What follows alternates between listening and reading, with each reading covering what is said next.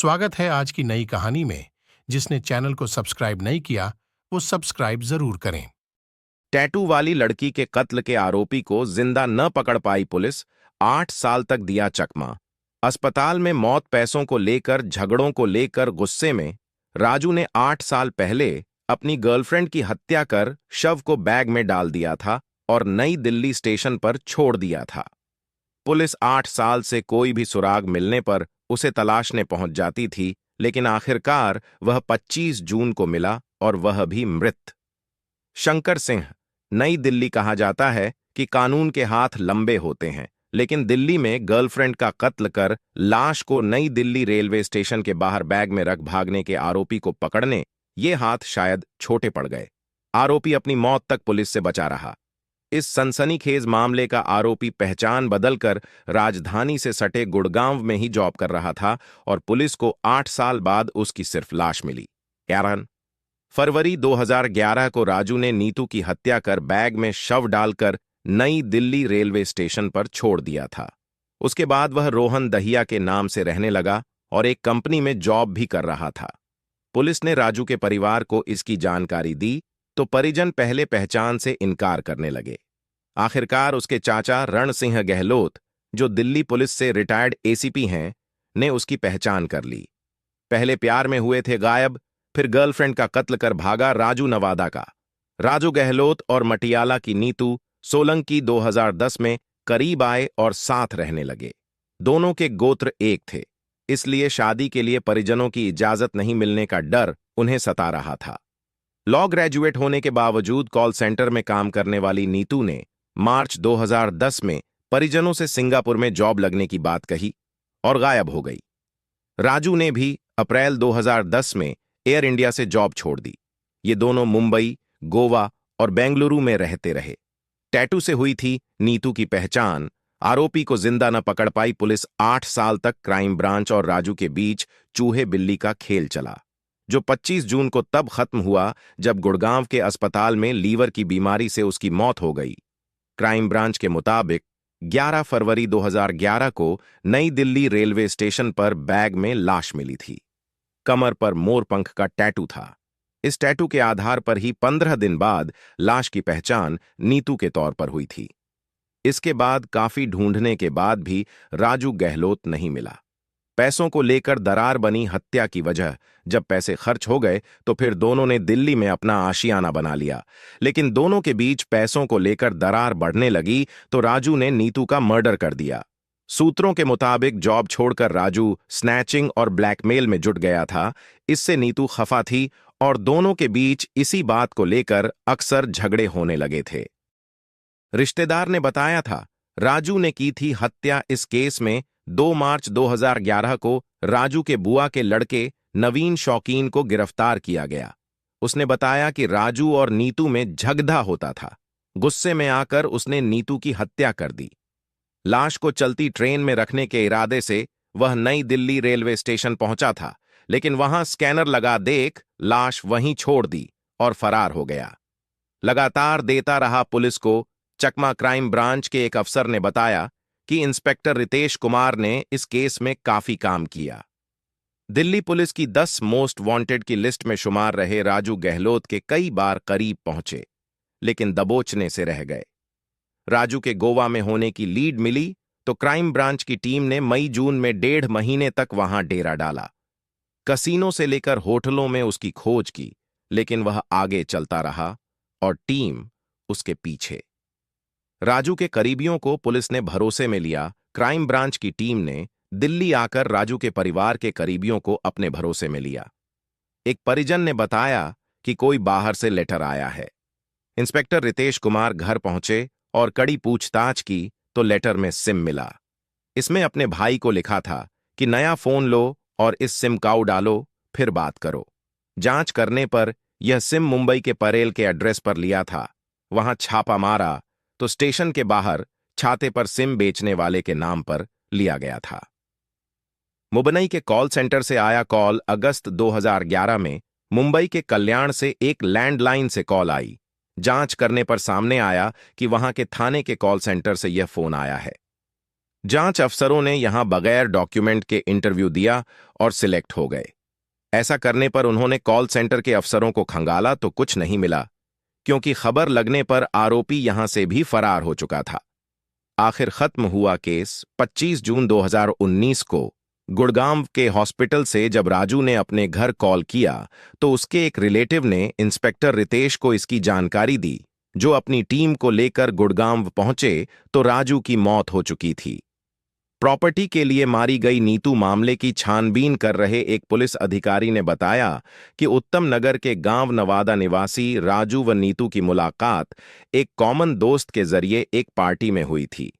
Raju air India और नीतू एक नामी कॉल सेंटर में नौकरी करती थी।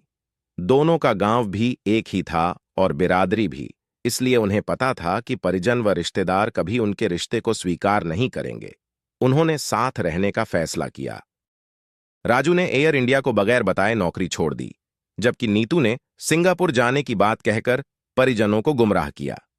जनवरी-फरवरी 2010 से दोनों साथ रहने लगे। पहले मुंबई और फिर गोवा व बंगलुरु में रहे। रुपये खत्म होने के बाद दोनों वापस दिल्ली आ गए।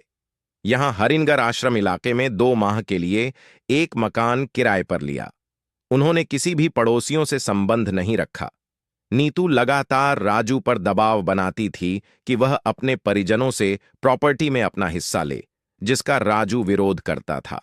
10 फरवरी की रात को दोनों के बीच झगड़ा हुआ और राजू ने धारदार हथियार से नीतू की हत्या की। शव को एक बैग में डालकर नई दिल्ली रेलवे स्टेशन पर फेंक आया। 12 दिन बाद नीतू के शव की पहचान हुई और पुलिस को राजू की जानकारी हुई। रोहन दहिया के सहकर्मी और बॉस बताते हैं कि वह एक शांत स्वभाव वाला और पेशेवर व्यक्ति था। वह काम में अच्छा था और उसने कभी छुट्टी नहीं ली, न ही कभी अपने सीनियर्स से बहसबाजी की। गुरुग्राम स्थित एक ई-कॉमर्स कंपनी में काम करने वाले रोहन के सहकर्मी बताते हैं कि वह अपने काम में काफी दक्ष था और बहुत इज्जतदार था। नीतू सोलंकी वही हत्याकांड है जो पूरे देश की मीडिया में सुर्खियां बना था। 2011 में जब नई दिल्ली रेलवे स्टेशन के बाहर एक बैग में महिला का शव मिला था, तो पहली बार इस हत्या का मामला सामने आया था। इस महिला की पहचान काफी मुश्किल थी और सिर्फ उसकी कलाई पर बना मोर का टैटू ही वो पहचान था जिसने पुलिस की मदद की। मंगलवार को अंतिम सांस लेने से पहले उसने अपनी मां को कॉल कर जब बीमारी की खबर दी तो पुलिस टीम गुरुग्राम के पारस अस्पताल पहुंची, लेकिन तब तक उसकी मौत हो चुकी थी। परिजनों ने बुधवार को उसका अंतिम संस्कार कर दिया। हत्याकांड के समय राजू 15 मोबाइल और 15 सिम कार्ड का इस्तेमाल करता था। उस पर 2 लाख का इनाम भी घोषित था। राजू गहलोत के दफ्तर जाने पर पता चला कि उसने अपनी पहचान छिपाने के लिए हर वो तरीका अपना रखा था जिससे उसे कोई किसी भी कीमत पर पहचान न सके। 2017 से वह गुरुग्राम की एक ई-कॉमर्स कंपनी में काम कर रहा था। उसके एक नियोक्ता का कहना है कि हम सभी हैरान रह गए जब पुलिस ने हमें बताया कि रोहन यानी राजू एक जघन्य हत्या के मामले में शामिल था। राजू के नियोक्ताओं का कहना है कि जब उसने कंपनी ज्वाइन की थी तो उसके पास सारे पहचान पत्र जैसे Aadhaar card, PAN card, driving licence और 12वीं की मार्कशीट आदि रोहन दहिया के नाम पर ही थे।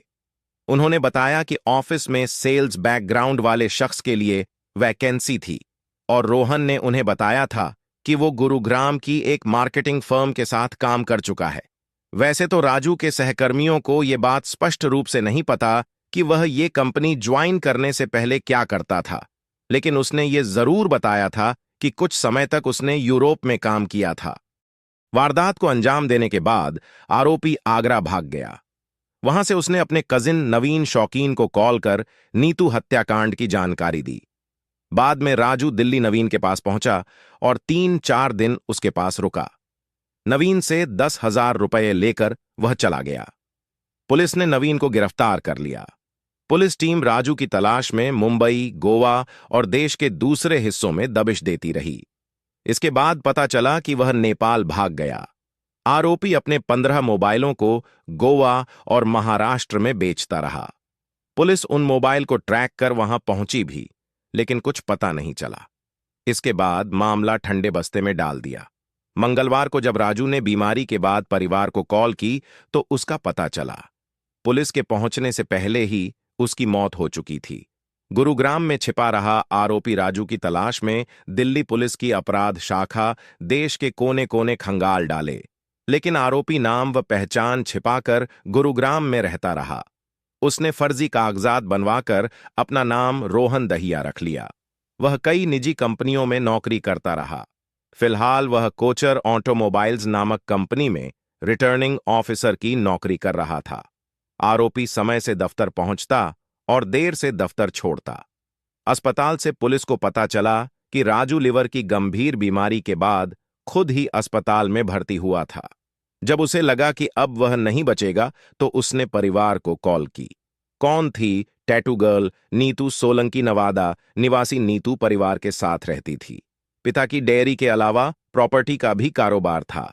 नीतू ने डीयू से लॉ करने के बाद कई नामी कॉल सेंटर में काम किया।